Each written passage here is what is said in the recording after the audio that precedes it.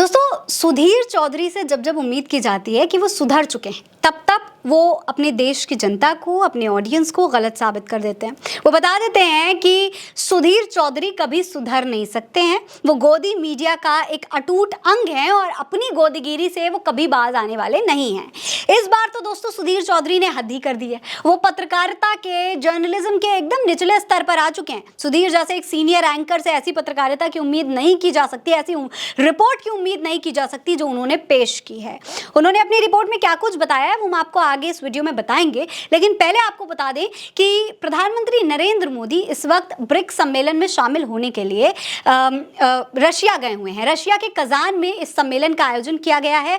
तमाम देशों के लोग वहां पर आए हुए हैं। चीन के जो राष्ट्रपति हैं शी जिनपिंग, वो भी आए हुए हैं। उनसे भी प्रधानमंत्री मोदी की मुलाकात हुई, उनसे कई तरीके की बातें हुई। बहुत अच्छी एक दोस्ताना मुलाकात ये थी। मोदी जी ने बहुत अच्छे से उनसे बात की। अब जाहिर सी बात है, दोनों देशों के बीच में कई तरीके की स्थिति पैदा हो चुकी है, हालात बहुत गंभीर हैं और लगातार चीन और भारत को लेकर के कई तरीके के बयान एक दूसरे के खिलाफ आते रहते हैं। लेकिन इस बीच अगर प्रधानमंत्री नरेंद्र मोदी एक देश के प्रधानमंत्री के तौर पर चाइना के प्रधानमंत्री से मुलाकात कर रहे हैं तो ये बहुत ही सराहनीय कदम है। ऐसा होना चाहिए ताकि दोनों देशों के बीच में जो परिस्थिति है वो संभाली जा सके, हालात को बेहतर किया जा सके, कोई एक अच्छा एक सल्यूशन निकाला जा सके। इसके लिए ये मीटिंग बहुत अहम भी थी और इसके लिए मोदी जी की तारीफ होनी चाहिए।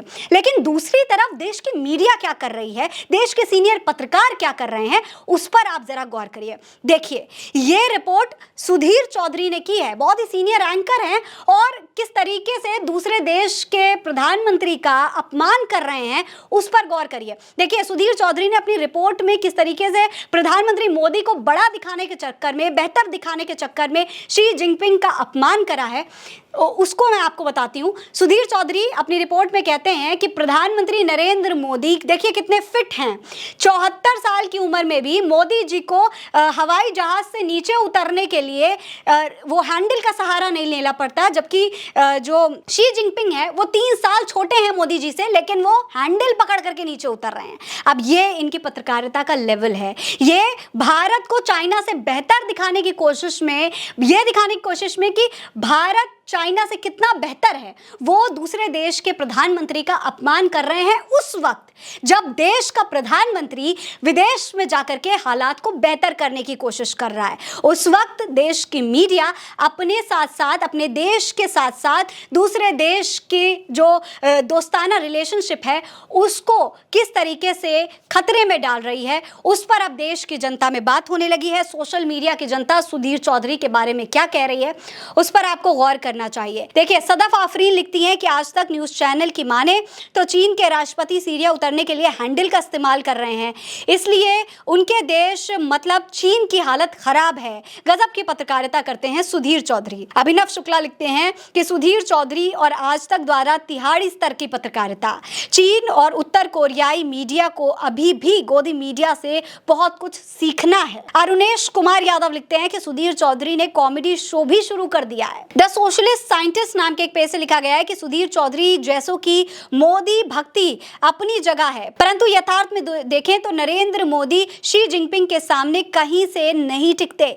जिनपिंग के जीवन का, संघर्ष का, बौद्धिकता तथा विजन का जिससे अध्ययन किया है उसे मोदी जी जैसे नेता अत्यंत पीछे नजर आएंगे। आशीष यादव लिखते हैं कि सुधीर चौधरी भारत और चीन के अंतर समझा रहे हैं, ध्यान से समझो। इसके अलावा पूजा दुबे लिखती हैं, किसने कहा सुधीर चौधरी सुधर गए, इनको आप पत्रकारिता कहेंगे या फिर चमचागिरी। तो इस तरीके से कई लोगों ने सोशल मीडिया पर सुधीर चौधरी की इस रिपोर्ट को पेश किया है, शेयर किया है और ये कहा है कि सुधीर चौधरी अपनी हरकतों से बाज आने वाले नहीं हैं। लेकिन एक और बहुत बड़ी बात है कि राहुल गांधी जब चीन की जरा सी तारीफ कर देते हैं, सिर्फ ये कह देते हैं कि चीन को देखिए वो हमसे प्रोडक्शन में कितना आगे है, तो पूरी की पूरी भक्त मंडली, पूरा का पूरा आईटी सेल इसलिए राहुल गांधी को ट्रोल करना शुरू कर देता है कि वो आखिर चीन की तारीफ कैसे कर सकते हैं। उनको भारत विरोधी बताया जाता है। लेकिन जब प्रधानमंत्री नरेंद्र मोदी इस तरीके से चाइना के प्रधानमंत्री से मुलाकात करते हैं,